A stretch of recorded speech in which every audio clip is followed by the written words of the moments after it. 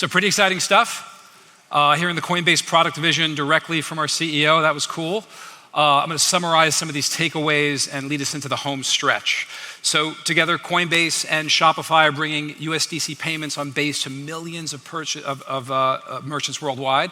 We heard about that amazing Coinbase One Amex deal. The good news for me is, if you're a smug Jimmy Kimmel wannabe, you get to the top of the waiting list, so I'm psyched. Coinbase acquisition of Deribit. I'm particularly excited about this. This is very, very cool. The power of spot and derivatives is just extraordinary. I know this from my background in the commodities world. We have a whole new business suite of new tools empowering businesses with stablecoin payments, USDC rewards, on-chain tools. And we have 3 more sessions for today. So we're in the home stretch, okay?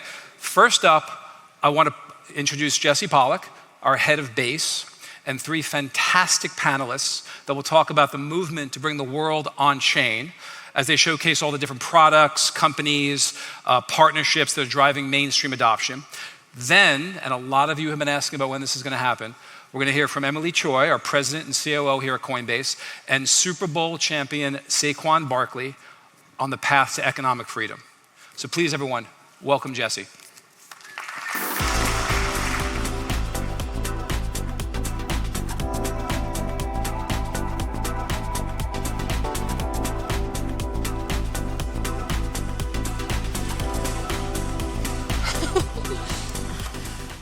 Hello, everybody. How's it going? Yeah. I know we're in the afternoon, we're in the home stretch. I feel so grateful to be here and so grateful to be joined by this incredible crew. And we're going to be talking a little bit about what it's actually going to take to bring 1 billion people and then the entire world on chain. And I want to just start with the basics. I'd love for each of you to quickly introduce yourself, tell us what you're building, what the problem is that you're solving, and then how it's going. Sure, I'll start. Hi, I'm Haney, founder and CEO of TYB. Yeah. An on-chain Gen Z rewards app. My background is in the brand building space. I had a company called Outdoor Voices. The problem we're solving, brands today have a relationship problem. Forever, brands have spent a lot of money acquiring customers through Facebook and Instagram and not owning that data or those relationships. And it's gotten very expensive. So we have a rewards, retention, and loyalty solution, and we're relaying and kind of replatforming loyalty through TYB, allowing brands to directly incentivize and motivate their fans to take action, and ultimately that makes community a growth channel. I love it. Merlin? All right, Merlin, co-founder of Morpho.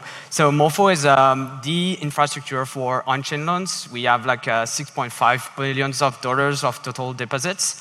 So basically, if you take a step back, 50 years ago, if you wanted to get a loan, you need to walk to the bank, talk to the banker, provide a ton of information on you. Today, you basically need to do the same thing. Going to the banker, provide maybe even more information than previously, and it's super slow. With Morpho, we are just basically saving time and solving that exact problem. It's like, we have internet, AI, agent, we have smartphones, but the financial service and the financial infrastructure is still super slow. We have a lot of human work in it, and we're basically solving that. A good example that we released this year with Coinbase is Coinbase released a Bitcoin-backed loan product.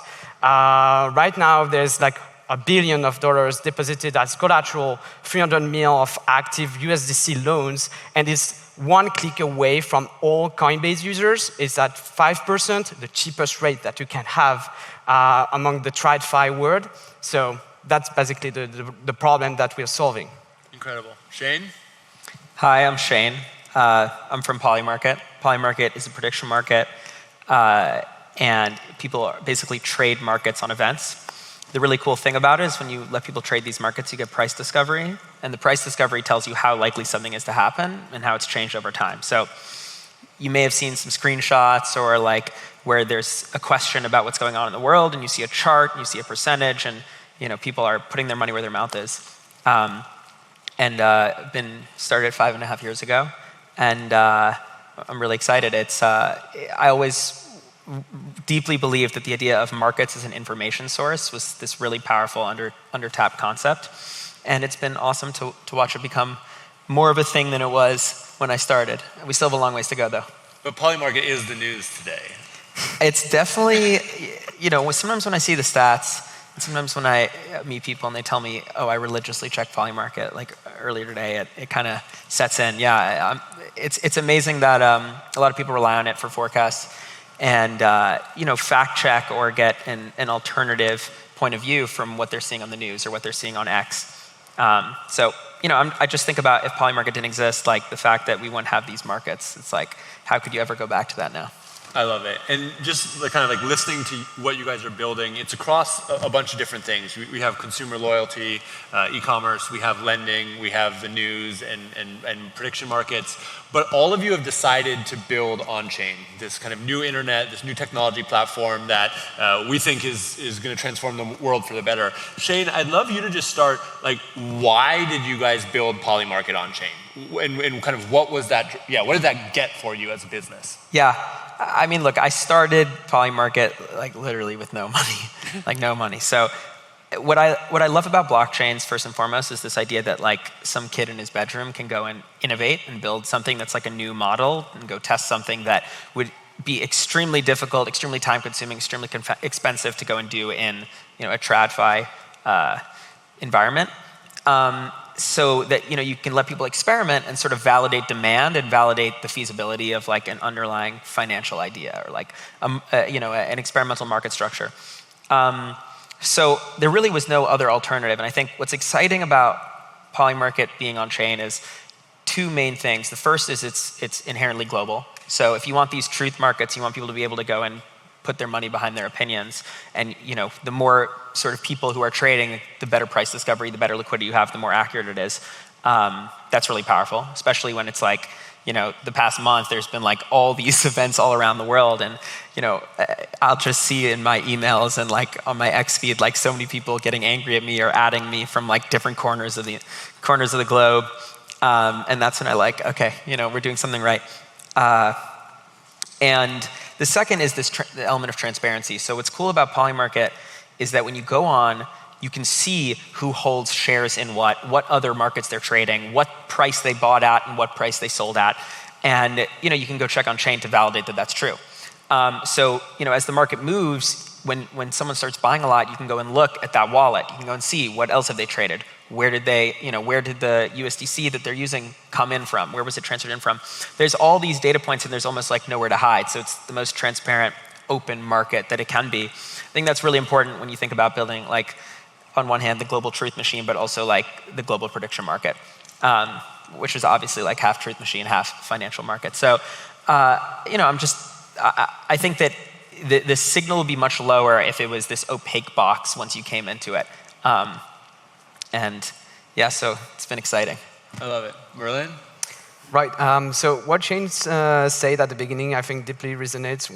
Where crypto lowers the barrier to entry to everyone to build businesses and be creative. I mean, we started also in our bedrooms. We started Morpho as students, and now we are basically building a protocol that holds billions of dollars, where you have users from I don't know, Argentina, US, Asia, whatever. So this is one of the superpower of DeFi, but also the fact that it's globally open allows deep liquidity, which allows better rates for everyone. Also, it's fully transparent. It removes all the intermediaries that are quite useless and take rates at each step. And also, you have instant execution, which is something that in TradFi world could take a month or something like that. You can just have the liquidity in just seconds, which is unbeatable in the TradFi world. So those are some of the key improvement of that DeFi provide. And both of them have been talking about markets, but you're coming at it from a different perspective. Yeah. Why on-chain for you guys? Yeah, of course. I think the core concept and why this matters in our space is ownership. I think there's two things that matter in brand building today. It's about co-creation, so inviting your most kind of loyal superfans into the fold to help you power things like preferences, insights of things that are going to come out later, like products, and then incentivization. And I think 5 years from now, ultimately, we're going to have kind of the crypto infrastructure or on-chain infrastructure kind of in this community commerce space that allows for the next Nike to truly be community founded, community funded, and community run. In the meantime, what we've started to, we've kind of created this wedge around loyalty. And I think for too long, loyalty for a brand has been in a silo, where my status with, let's say, Rare Beauty only exists within Rare Beauty's world. That definition of loyalty has been too narrow as well, where it's just, I'm getting rewarded for how much I purchase. Right. With TYB, it's an app, multiplayer game. All of your favorite brands are in this app. And your status with each brand speaks to one another. And so we're making loyalty more effective. I can go into that in a later question. But ultimately, I believe in this idea of the consumer-owned identity and loyalty becoming essentially status. And so over time, as all of these different preferences and statuses within different brands are kind of culminated into one ID on-chain, that becomes really powerful as we think about powering commerce not only within the TYB ecosystem, the base ecosystem, but everywhere. And so I, in a lot of ways, think of it not as like a credit score, but the consumer version of that, and that's why it needs to be on-chain. I love it. And maybe just to, I love those answers because they're so concrete, and I'll just summarize them before we go on to the next question. For Shayne, it was easier for you to do it, and it was really the only way for you to build the product. It was transparent, so that you could actually build this effective open markets, and then it's default global, so that everyone everywhere can participate. For lending, it's that, again, it's easier, 10 times easier, and as a student, you could actually build $1 billion protocol, which in the traditional financial world is impossible, and you have this incredibly effective market, because everything's happening in real time, and it's all happening in this programmable layer. And then for TYB, it's about ownership and sovereignty, where people can actually own their data and benefit from it, as well as a level of composability, so that the data for one brand isn't in a silo, but instead it's connected to all the others, which lets you build a better experience for consumers. And so those benefits, the leverage, the globalness, the transparency, the market efficiency, the sovereignty, those are such concrete kind of core values of on-chain and a core platform unlock. But I think at the same time, it can be hard for people to almost like wrap their head around, like, what is crypto good for? What is on-chain good for? And each of you is building a real product that is actually making change in the world on a daily basis. People are using it, and you're the people who are closest to that. I'd love for you to just like share an example. Like, how is this actually working?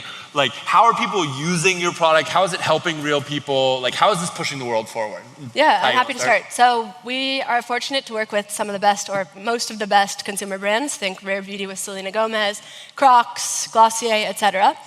And the brands are our customers. So traditionally, loyalty programs are ineffective. What they use our service for is to gamify loyalty in a way that they invite their members into their community.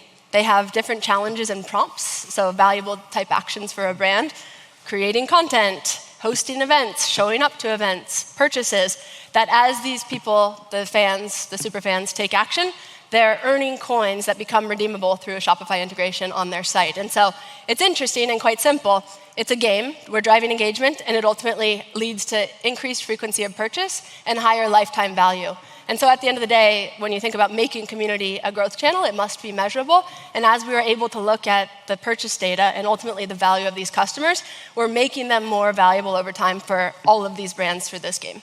And what about on the consumer side? Like, what are the experiences that the people who are in the game are? Yeah, it's so cool. So if I'm part of the Rare Beauty Selena community, there's like 200,000 of them, and all of these guys are on-chain. 200,000 people on-chain participating just for Rare Beauty and Selena. I mean, there's a lot more. We have 200 brands on platform. But anyway, I'm entering this community, and I'm essentially spinning up an ID. I get a membership collectible. Yep. It represents my belonging to the community. And then as I progress from level 1 to level 2 to level 3, I unlock rewards. And so that could be something like an exclusive product through TYB Shop, which is powered by Shopify. It could be that I get to go to the front row of a Selena concert. But at the end of the day, community in the brand world has been a fluffy, kind of intangible term. And when you look at the data, it really can become an effective growth mechanism. And that's what we're proving out, kind of making community measurable. I love that. Merlin, how are people like actually using lending? Right. And changing people's So lives? one of the superpower of DeFi is letting access to basic financial infra and services to everyone on Earth. And I think there's a very good example of that is that we recently launched on Onchain 2 months ago, so the Sam Altman project. We had 300K users using the Morpho mini app to lend and borrow, so getting access to just basic financial service. And how many countries are in the West from the top 10 top country? 0, not a single one. It's just South America, Southeast Asia countries. And I mean, this is a big driver for us, and this is just the power of DeFi, and letting access to that is like just wonderful. Yeah, I love that. Shayne? I feel like we've all gotten a little bit of a taste of it if we're on Twitter, like how is Polymarket changing the world? But what are you seeing firsthand? It's very kind of you. Yeah, I mean, look, like, it's just very special to see people who are really focused or really curious or really anxious about something that's going on in the world, that they really want to know what's going to happen because it's going to affect their future. And they can look at Polymarket to go and get a much more accurate picture of what's likely to happen than if they were on X. Or there's great stuff on X, but if they were watching TV or on X. And so it's like you look at maybe traditional polling, or you look at algorithmic news feeds that go and show you things that you already want to see, and that there's all this user-generated content and all these different people's opinions, and it's showing you specific opinions based on your user profile, right? And the fact that there's just one canonical place that shows sort of where people are putting their money where their mouth is and what the price is that moment, it helps people get a better picture of what's likely to happen in the future and better plan for it. Yeah, I love it. And I'll just share, these are actually all 3 products that I have used or am using. So Polymarket, I recently used, we had a local election where I live, and the data is just really slow to come in. And I was tracking Polymarket to figure out what was likely to happen in the election, and it was happening over like a 2-week period, and Polymarket was the thing I kept going back to. For Morpho, I actually right now, in my savings, I have cash savings, and I could put that in a traditional savings account and earn whatever, like 1%, at 25 basis points, or maybe if I put in a CD or something longer, like 3 or 4%. I have my cash sitting in a Morpho pool that's managed by another protocol, Moonwell, and I think I'm earning like 8%.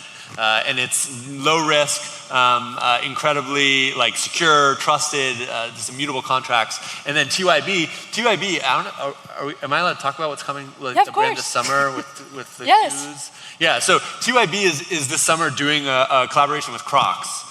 And Crocs is coming on board as a brand partner. And folks don't know, Crocs has like, I think one of the most like avid consumer cultures around like buying Crocs, customizing Crocs, the Jibbits, putting them in there. And I will confess, my primary shoe is a Croc. Yep. If I wasn't, told that I had to wear a suit, which I also maybe a little bit ignored, I would have worn Crocs. You better join like first person. It's all Onchain, right? And so Crocs, like this summer, I'm so fired up because I'm going to get to be a part of TYB and using Crocs and participating in that. So I feel like, it can be a little bit hard for folks who are totally outside the space, or maybe even folks who are just primarily on the speculative side of the space, to see like what's the real world impact. But the second you actually start digging into the products that people like y'all are building, it's actually pretty real. It's happening right now. It's consumer products, it's financial products, it's news and prediction products that are having a real impact on millions and millions and millions of people's lives all around the world. And so, I don't know, I felt honored to get to be on stage with all of you, because getting to actually use the products and then meet the people behind them is a pretty special thing. And with that segue, I want to, we're getting close to time, but if folks couldn't tell, we got like the maybe like kids on stage panel. That's why we're all wearing t-shirts. And I wanted to just like push on that a little bit. Like, what's a spicy take for each of you? Like, give me one spicy take, something about the kind of like trad-fi or trad world that's broken that you think crypto can fix, and then something about the crypto world and culture that's broken right now that you think we need to go and fix. I think I have one for both of those. Okay, And okay, let's go. That's that crypto has a girl problem. There's not many of us that are in the space. And that's a problem as we think about the traditional world that's broken. Like, a lot of women, if we don't do something about this, are going to miss out on the value creation off of the decade and beyond. And so that's something I take very seriously as I think about bringing millions and millions and millions of women on chain. The other way around, need to fix. Same thing, same problem. I walked in here respectfully, and the guy was like, nope, I don't think this event is for you. And I was with 2 girls from my team, and I'm like, yes, we're speaking. And like the hoops we had to jump to get in just because we didn't look like the crypto or financial world or audience was a big deal. And I think like that, if I had to crystallize, the issue and the opportunity is very real. Yeah, and I feel like it's also, there's like, you have 200,000 people participating in the Selena Gomez Rare Beauty on chain. Yes. Like, why isn't that being talked about right now? Oh yeah, I know, yes. Like, that's one of the largest consumer use cases of crypto, period. We've got a lot of heat on board people. Maybe not as much heat as this guy or this guy, but a lot, and we're coming. Yeah, no, it's incredible, and just super grateful for all the work that you're doing. Thanks for having me. Merlin, Shayne, either of you want to jump in? Right. So I think for the TradFi part, I will leave it. I think we've already talked a lot about it, about what's broken in that space. But on the crypto space, I think I have a hot take, which is we should focus more on the infrastructure side. So it's great if we focus on UX and apps, etc. But the problem is, it's at the infra side that if you do it right, then you enable all the use cases on top, and you enable all the creativity and the opportunities on top. So if you mess up with the infrastructure, you won't get that paradigm shift that crypto and blockchain can enable. So I think like founders and builders into that space should really focus on trying to improve the infrastructure first, and then like getting to the millions of or billions of users, and letting actors like Coinbase to build those consumer products that reach those billions of users. 100%. Shayne? Well, for crypto, it's kind of the opposite of what you said, but I think the main thing is, Nice, it's good. Yeah, It's good. of all the things that people build, maybe I'm biased, but like I think when you build a product, like the hard part is building something that people actually use, that people want to use organically, that people want to go to after they see it one time, they come back to it later. Like that's what it's all about when you're an entrepreneur, you're a product builder. And I think that in crypto, the incentives just get skewed where, it's much easier to build some infrastructure that no one will ever use and just try cash out, or it's much easier to build a protocol and just try cash out. And it's sort of, the incentives are aligned as such that no one really tries to build something that could actually like catch on, amongst people organically using it. And if the past few years, all we ever hear is people talking about killer use case, users, and it's sort of like this cosplaying that people care and no one really does. So I think that I commend anyone trying to build something that, actually has users or cultural impact. I think that's really important. I think that's how things get, I think that's how the space gets pushed forward. I think that's how more users come on chain, if that's the nomenclature used here. But, and then in the traditional world, I mean, there's so many. I guess what's close to home with Polymarket is, I'm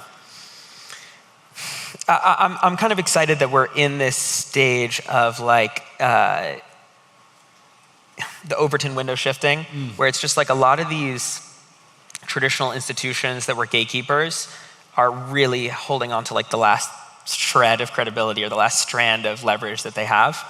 And that, these institutions or these gatekeepers have like their credibility, like the merit of their stamp of approval, it has just been diluted to the point of it almost being a counter signal, but at the very least being near useless. And I think I'm just excited at the next generation just being a lot more, not even skeptical, but just ready to go and look at alternatives and go and not take everything that they see on TV or on the internet at its word.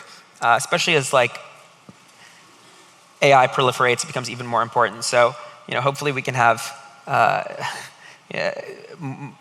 the people who've been able to go and spin whatever narrative they want, there's a little bit of a new world order. And I like to think that Polymarket, where it's driven by markets and not just who can spin up the best story or who can be the most charismatic. I think that's kind of one of the antidotes. I'm excited about what we do in that regard. I love it.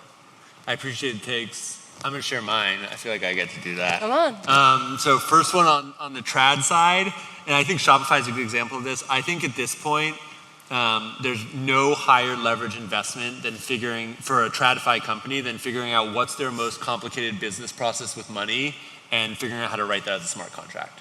Like literally, I think you could probably take things that are millions of lines of code and compress them into thousands of lines of code. And it's just about figuring out the wherewithal to do that. And so there's gonna be this massive disintermediation where the companies that realize that, like make the investment and go, and the companies that don't die. And I think it's gonna happen faster than people expect. So that's on the TradFi side. And then on the crypto side, I think, if you're on crypto Twitter, and I imagine some of the people here are, it's kind of crazy. There's some like doom and gloom right now of like the prices aren't up, and like Bitcoin's at $100,000. But putting that aside, I think that people are like massively underestimating how close we are to all of this just totally hitting.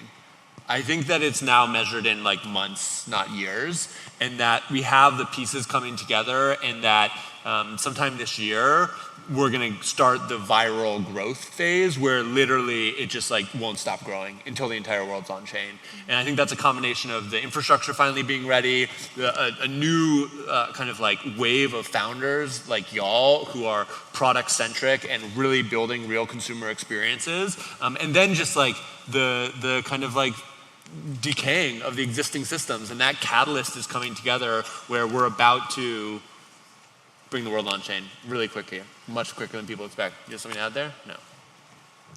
Me? Yeah. Nothing. Nothing. Okay.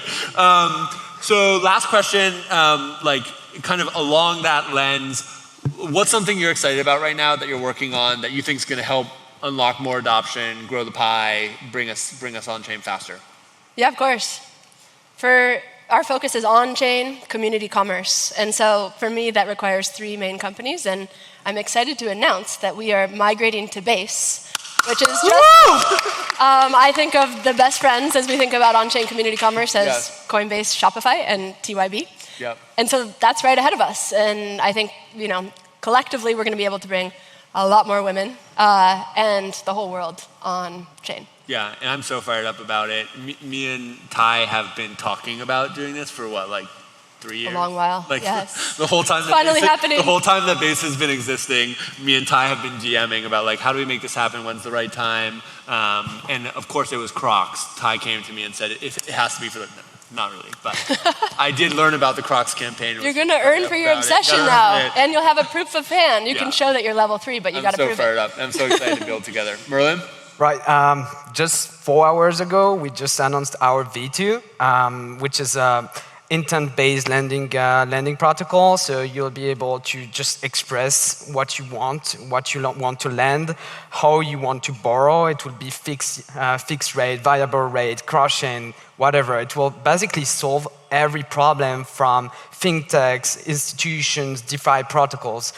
So we are super excited with that, and we deeply think that it's at the right moment where all the fintechs of the world, Coinbase is coming on chain, and this is the moment to build those kind of use cases and letting access to every users on Earth to just like simple like getting a loan on chain instantly. So if it's interesting, like let's chat and yeah. That's what I'll say is if you're doing any kind of lending, whether it's consumer lending or institutional lending, would really encourage you to connect with Merlin. The technology that they've built, like he said, is powering the new Bitcoin-backed loans product in Coinbase. It's a one-tap borrow USDC against your Bitcoin.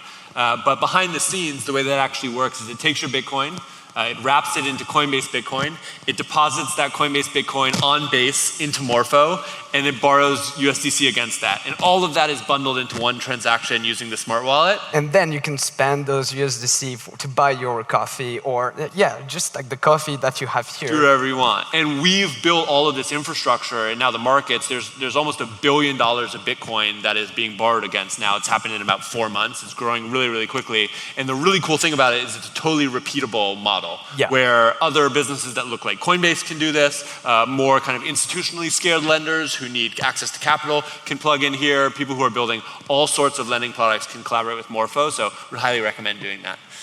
Shayne, one thing you're excited about? There's a lot of things I'm excited about these days in the Polymarket world. I'd say recently we announced our partnership with X, which is just like really exciting. Took a lot of work. And the first thing that we rolled out is just, when I look at Polymarket to go get a gist of what's going on in the world, I'm always like, okay, well, the market moved, but what does that actually mean? Or, okay, well, like, here is this market, and like, this seems important, and other people think it's important, but why is it important? And we added these Grok annotations with like X posts, sort of like an overlay into the chart, which I think so far people have thought is awesome, and I personally always wanted. So the first little bite of the cookie, and it's just something that's practically very useful. So any other alpha leaks on what's coming next? No alpha leaks, unfortunately, but stay tuned. Well, thanks you three for joining us. Thanks everybody. Let's bring the world on chain.